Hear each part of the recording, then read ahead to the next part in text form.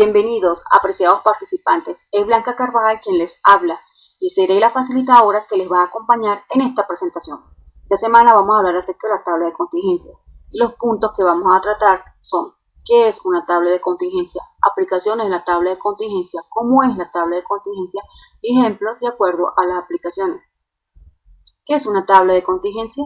Es una de las formas más comunes de resumir datos categóricos. En general, el interés se centra en estudiar si existe alguna asociación entre una variable fila y otra variable columna, y es la técnica estadística más utilizada en análisis de datos. Las tablas de contingencia también son conocidas como tablas cruzadas, tablas de frecuencia de doble entrada o tablas de frecuencias bidimensionales o distribución de frecuencias bivariantes, habitualmente de naturaleza cualitativa, nominales u ordinales. Dentro de las aplicaciones que tiene la tabla de contingencia es aplicar pruebas de homogeneidad, que es donde se desea investigar si las proporciones de las diferentes categorías son las mismas para todas las poblaciones en estudio. En las pruebas de independencia es cuando se investiga si las categorías de los dos factores ocurren de manera independiente entre sí en la población. Y otra de las aplicaciones que tiene la tabla de contingencia es en estudios descriptivos, en los que interesan cómo se distribuyen ciertas variables y qué relación puede haber entre ellas.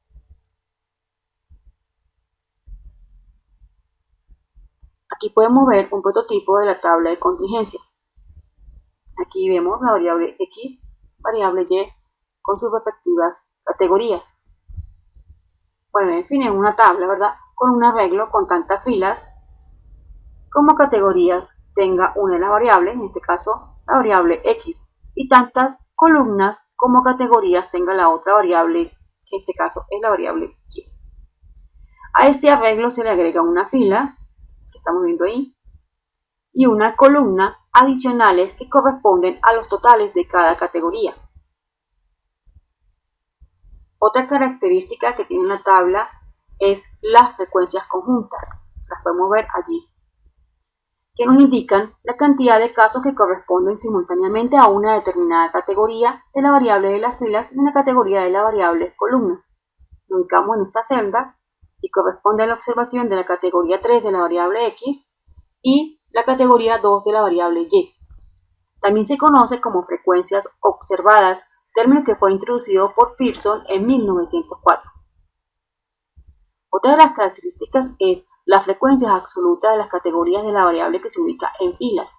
Las podemos ver aquí. Asimismo, en las columnas se les conoce como frecuencias marginales. Y se dice que es frecuencias marginales filas y frecuencias marginales columnas. Este valor se le conoce como el gran total, que corresponde a el total de observaciones o el tamaño de la muestra de la investigación.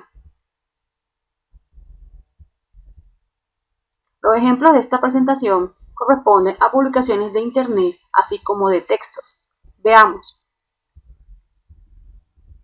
En esta lámina nos presentan una tabla de contingencia y podemos inspeccionar un poco. Aquí en esta parte dice línea de producción, 1, 2, 3, versus razón por la que se incumplen las especificaciones, nos indican las categorías y las observaciones.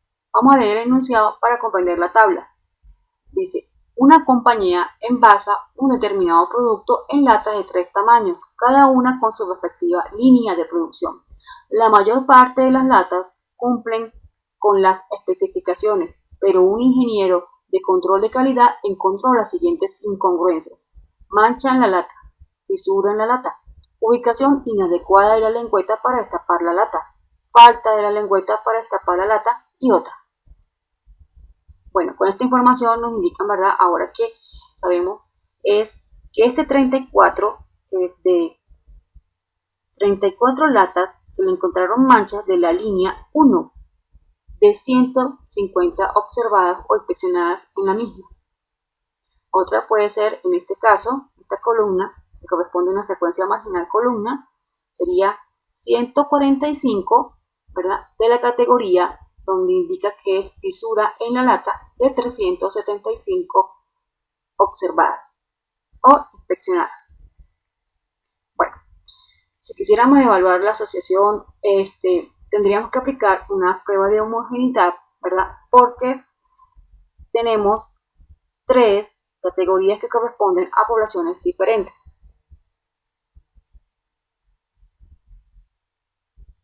En este ejemplo nos dice, diferencias en el consumo de tabaco en estudiantes según el sexo, realizado con estudiantes de una universidad privada de Santa Marta. Nos indica en la tabla de contingencia, dice sexo versus ha fumado alguna vez.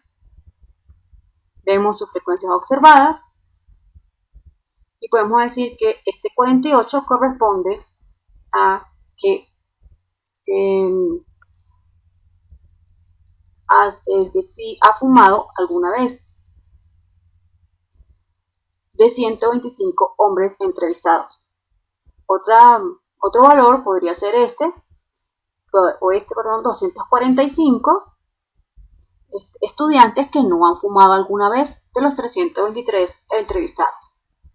Bueno, una de las características, podríamos decir, que tiene esta tabla es que fue recogida o levantada la información en una sola población. Si quisiéramos averiguar la asociación, podríamos aplicar, por supuesto, la prueba de independencia.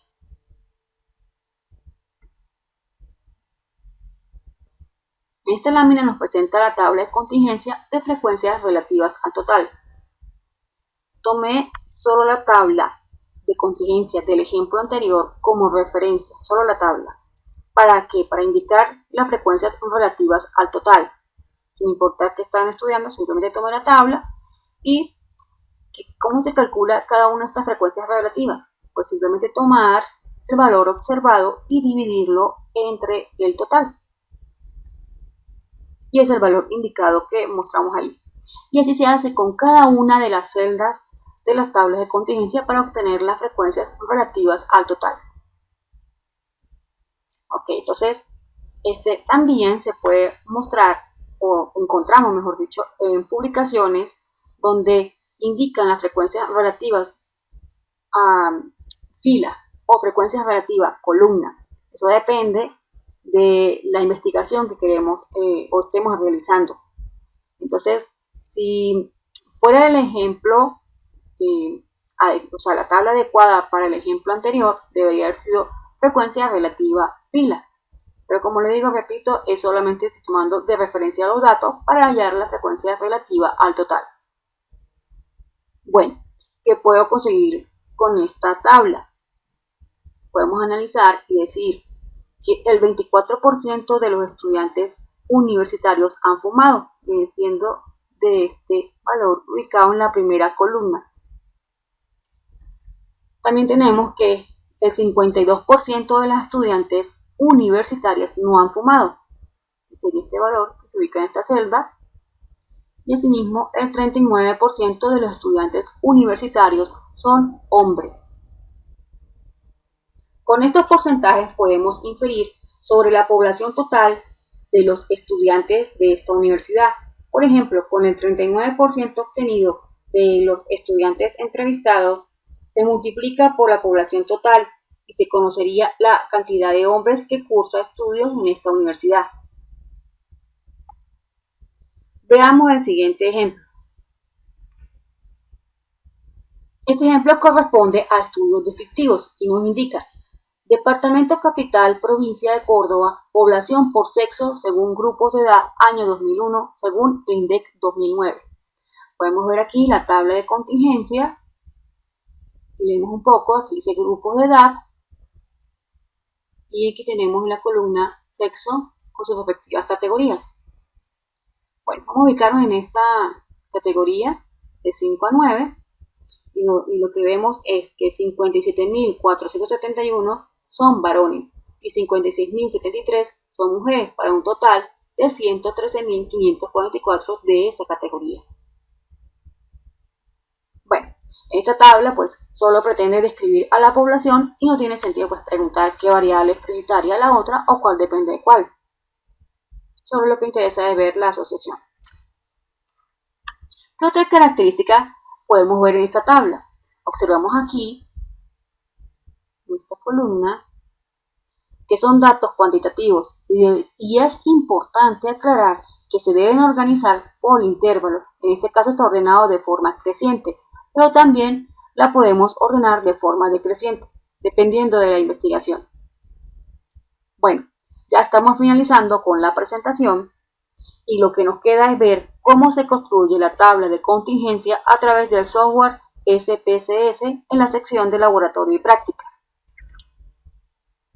Haremos la respectiva práctica y por supuesto que cualquier duda que tengan con respecto a la presentación nos la pueden hacer en el aula en la etiqueta de dudas. Sin más que agregar, me despido. Y gracias por su atención.